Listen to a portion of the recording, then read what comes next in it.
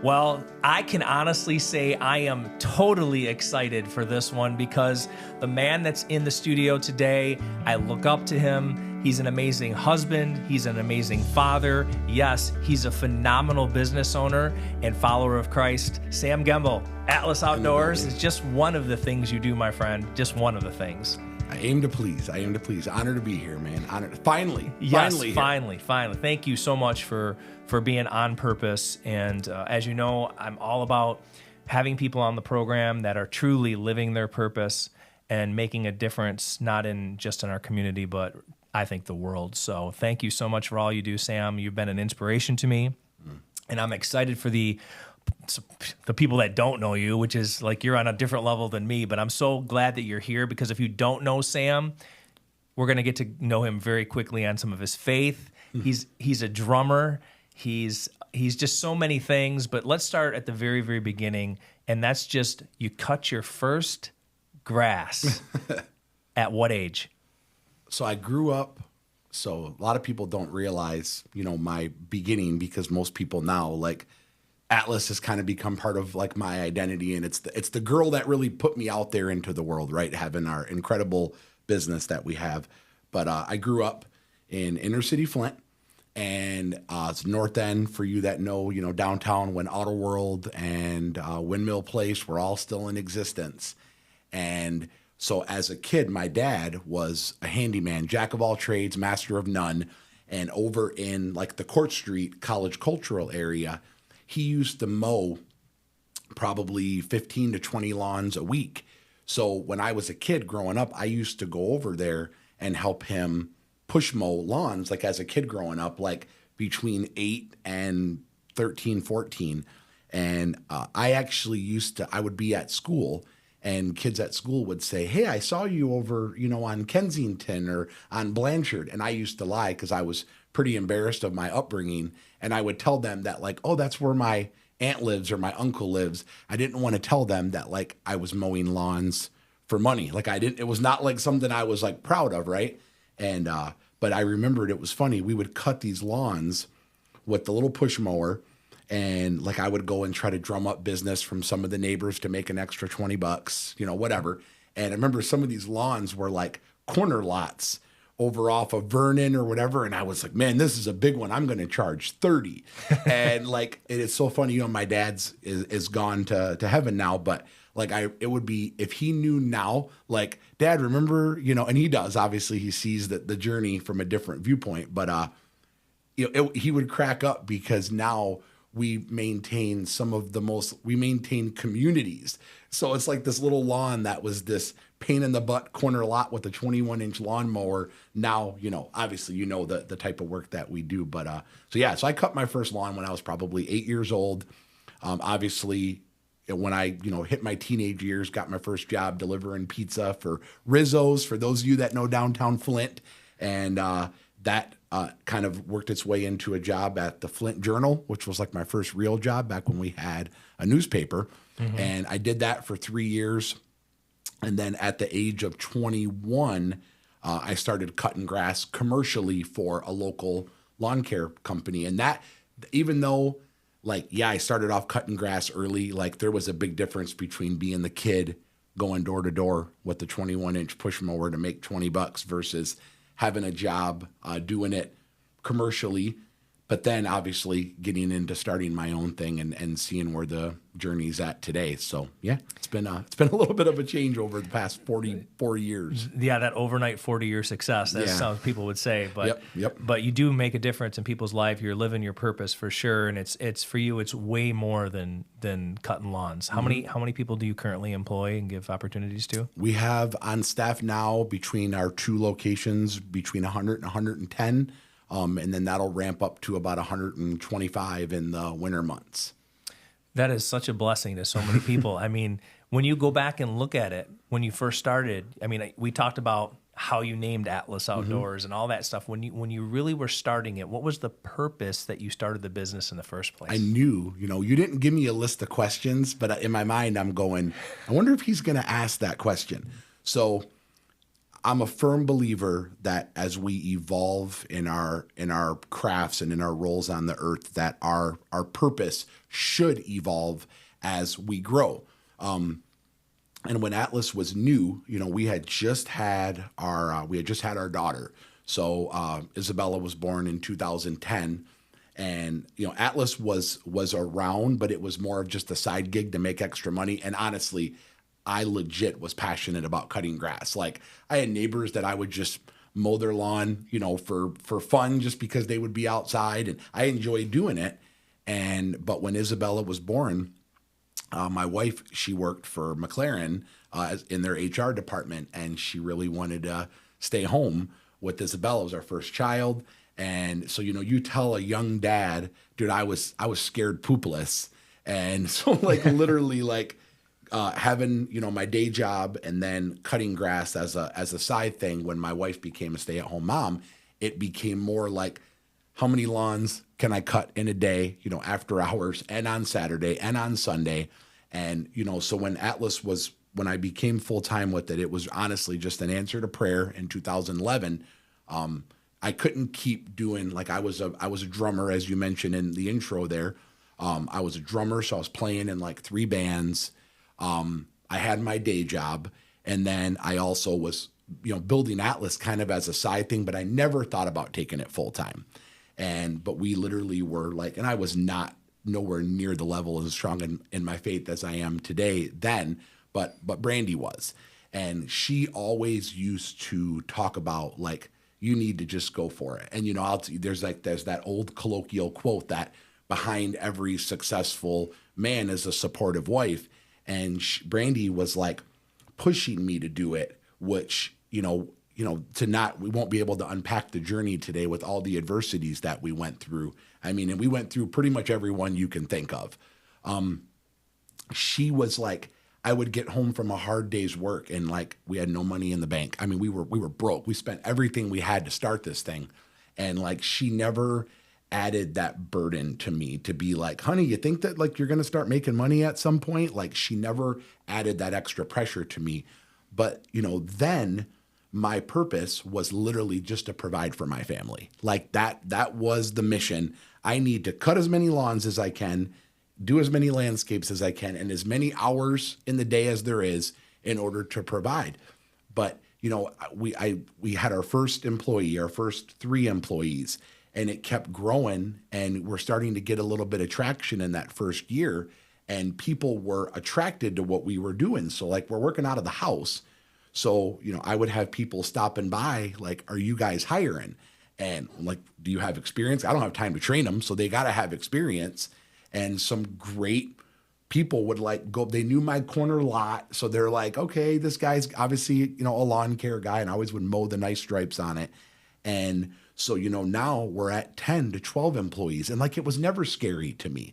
I never looked at hiring somebody as there's another one. I never had that self-limiting belief. I knew that I would grow this business around as many people as I could hire. So it wasn't we had so much work and not enough workforce. I would hire people and then go, oh crap, if I don't sell more work, I'm not going to be able to keep these guys busy. And I always had this fear, and I still do. I still think it's a healthy fear that one day these people that look to us to be able to provide, to provide for their family, they're going to come into work and we're not going to have any work for them to do. And I've always had that little pit in my stomach that it honestly, not to talk about, finances and revenue, but honestly, we grew to about our first 5 million in revenue, accidentally. That fear was such a driver. I was overselling, because I was obsessed with it. It would be 11 o'clock at night, and I got Isabella sleeping on my chest, and then we had our son, and I would be sending quotes, because I was just so afraid that all these people are coming. It was just a great rhythm and a great momentum, but we made every mistake because we grew honestly too quick. And then it was okay, pump the brakes and, go back and figure out, what do we really want to do with this thing? And it was about 5 years into the journey, honestly, where for me, I realized, found Jesus truly during that time through the adversities. it wasn't, things weren't adding up, but these little things kept happening where I could see like God was working through this little thing called Atlas. And just the way things were happening, it came to me one day, like my purpose is not to do all these landscapes and these lawns and these beautiful outdoor living spaces. Honestly, my purpose is to provide a platform for these people that look to me as their leader. They're looking to me to provide a sustainable future for them. And the moment that I realized that this business was bigger than me, the moment I realized that I needed to focus on people, not the landscapes, and realize all these things that I thought only I could do, like nobody else is going to be able to, they're going to forget to lock the gate up at night. So I better be the one to lock the gate up. And, just that's just a small thing of a 100 different processes that we have to do every day. But when I realized that, like, hey, use your gifts to provide for other people and let them, hit their goals because of the platform. That was truly the purpose. And I really do feel like when that happened, now the growth that came after about year 7 was like, it was foundational. It was structural growth. It was being built on a solid foundation versus those first 5 years was like, dude, I mean, it would have taken nothing. If I couldn't have been able to pay my employees for 1 week, I bet half of them would have quit.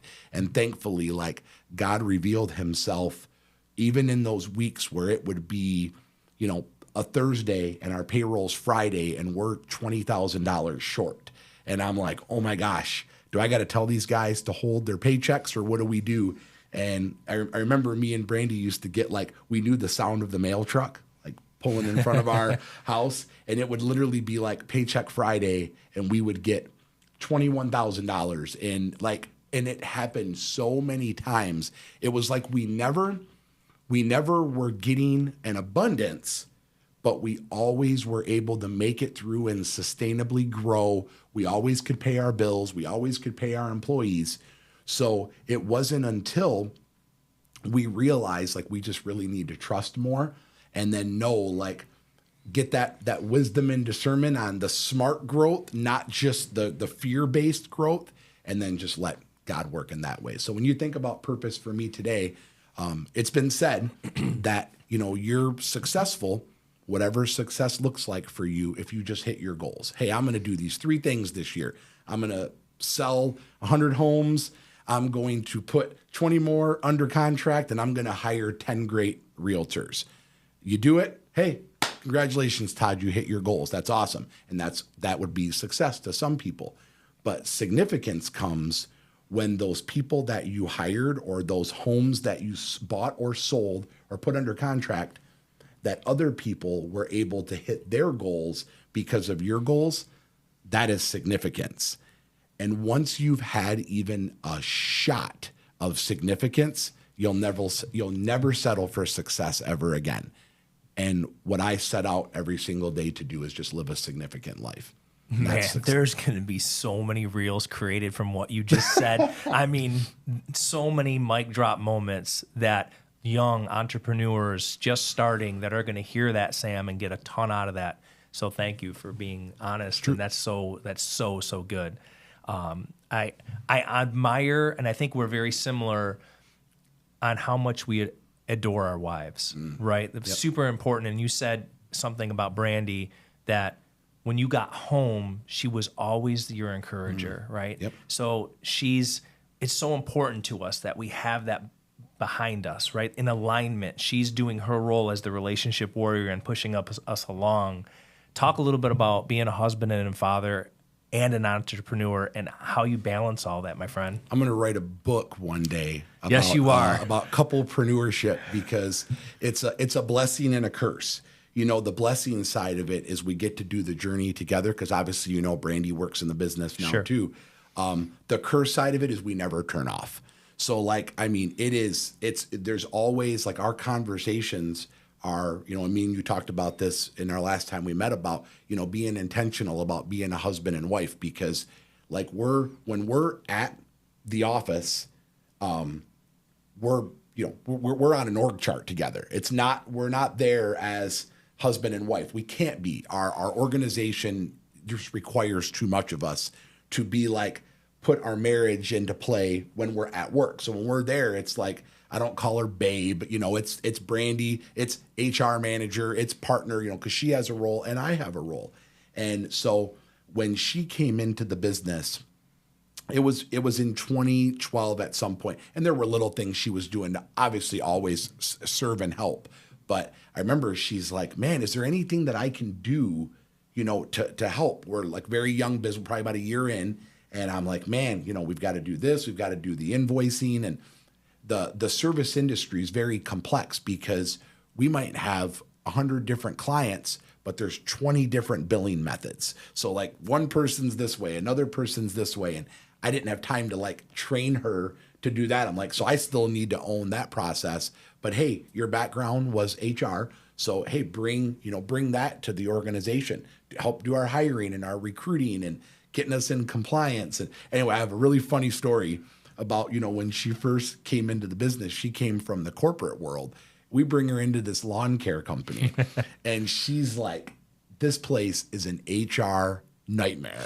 And I'm like, that's why we need you here, right? Like we need you. So it really was a great marriage on the business side.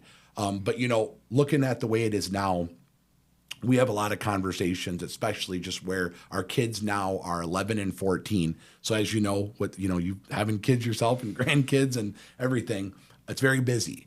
And so we constantly have to have conversations that like we can't both be hustlers.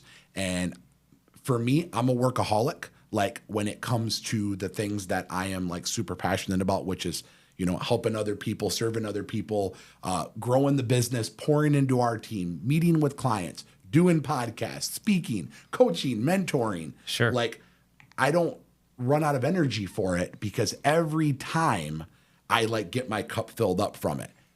But we can't both be like that, or our marriage is going to be neglected and the kids are going to be neglected. So we are very intentional about, hey, like, you're going to do your thing. You're going to go speak. You're going to go travel. Next week, I'm gone for 4 days to Louisville. Like we love, sometimes she gets to go with me, but in this season of life, band, choir, travel, soccer, she's like, honey, are you okay if I like stay back and just hold? And when I said, yeah, she was like, that actually brought me peace that like, you don't like need me to go. And cause she knows she's going to support me. And so in our roles, we have to remember like, be very intentional about what in our household, I'm the leader, she's the manager. And that's a perfect structure. She keeps us organized. She makes sure that like dinner's on the table every night. She's the get the calendar Except organized. Tonight. What's that? Except tonight. Thursday night has always been my night to cook all these years later. And so yeah, except for Thursday nights. But we talk a lot about what's needed. Hey, like, do you need me to cut something short because you need me to jump out and maybe take our son to soccer tonight?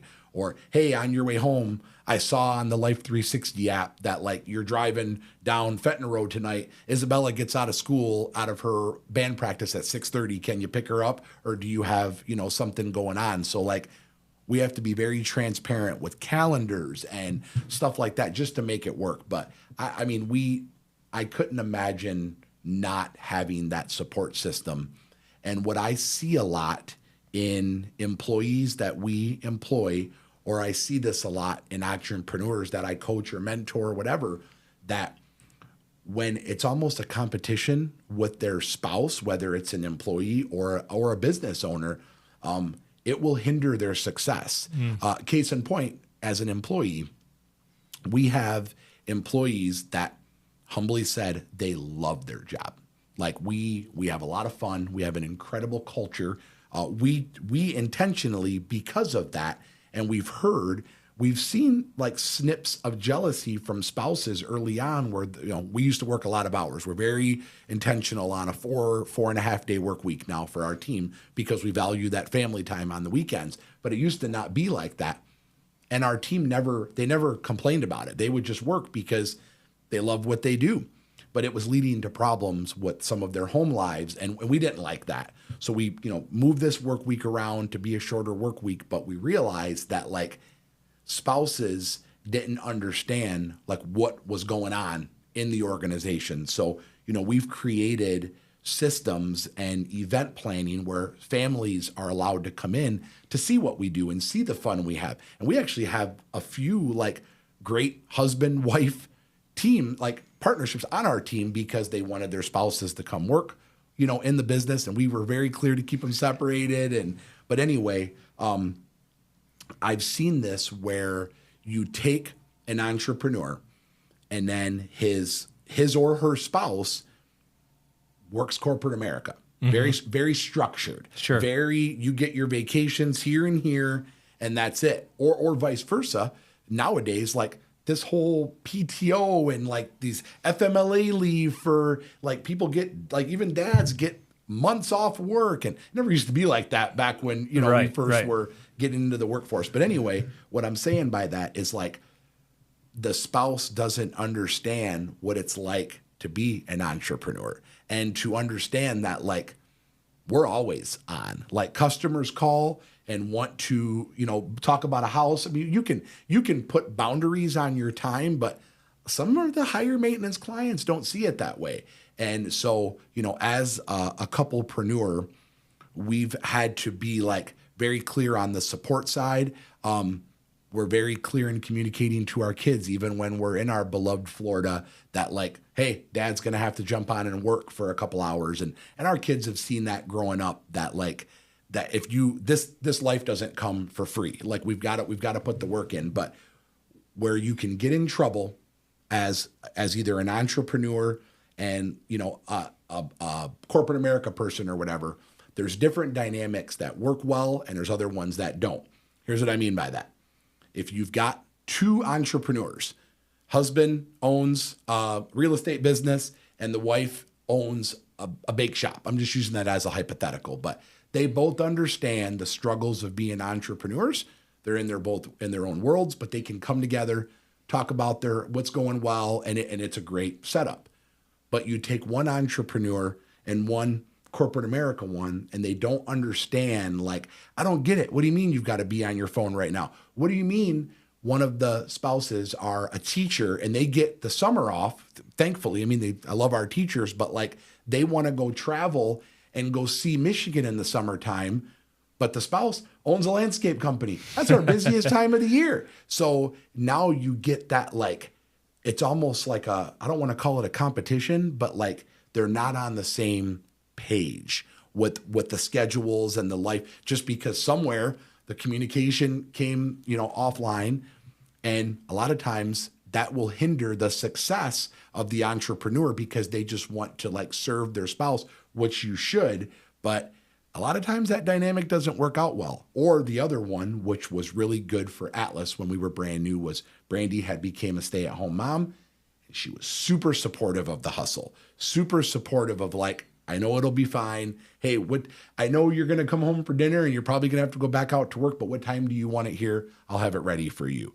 And That's she beautiful. always like supported that. But, if you've got a spouse that's like complaining that you're working too much or complaining that, you're not present, whatever the case may be, it will hinder your success because especially as men, we do what we do for our wives. Like, at least I hope that's what most, men that want to serve their families do. And so if your spouse is nagging about what you do or jealous of what you do or doesn't like that you've got this fun place to work, so when you come home, you're all excited about your day, but maybe they've had a horrible day. Maybe their job sucks. And we just want to talk about, I have to be really, really careful when I come home from conferences and I am on this flipping speakers high. You know what I'm talking about? Yeah. You come home and you're like, I met this couple and they were so good and they want to do this. And my wife's like, do you want to hear about how Isabella got a 4.0 in her, like, it's like, oh man, all right, Sam, think about the conversations for a minute. Sure. And just be intentional about that. We could do a whole episode. Well, I was going to say that's a whole seminar. I mean, you could have agree. you could start a seminar series for that because there are so many people right now, I think, that are doing that because they're entrepreneurs or they're starting up businesses. Or COVID changed our whole lives, right? Amen. So Yep. people are all of a sudden wanting to start businesses and wanting to do things on their own, working from their home. So Yep. I can totally relate to that and see how that could be very powerful. Yep. Man, just sitting inside your brain for 10 minutes, man, bouncing off the walls. Sam, how do you want to be remembered? That is such, I think about that because right now, obviously I'm 44 and I'm a firm believer that the life we're living today is a result of the decisions that we made 10 years ago. So, when I was 30, the life I was building at 30, becoming a dad, opening Atlas had nothing to do with when I was 20. In fact, I did a lot of stupid stuff at 20. Not proud of it. But at 30, when I turned 30, like I wasn't really into my health and wellness. I wasn't didn't know who I wanted to be when I grew up. But obviously that was the start of hey, we had our first child, started a business. But then when I turned 40, I knew what I wanted to be when I grew up. So now at 44, I have way more energy.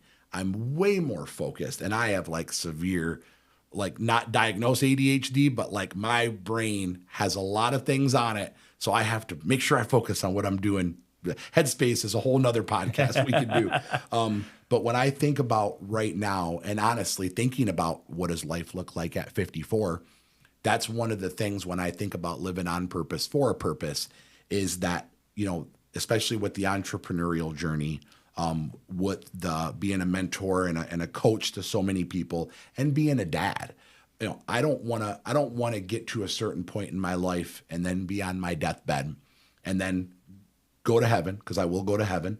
And then people it's probably a little bit selfish, but not remember who I was. I want to leave that legacy where people can say man, that guy helped me, in some of my darkest moments. He was an encouragement. He saw the problems that I was dealing with through a different lens.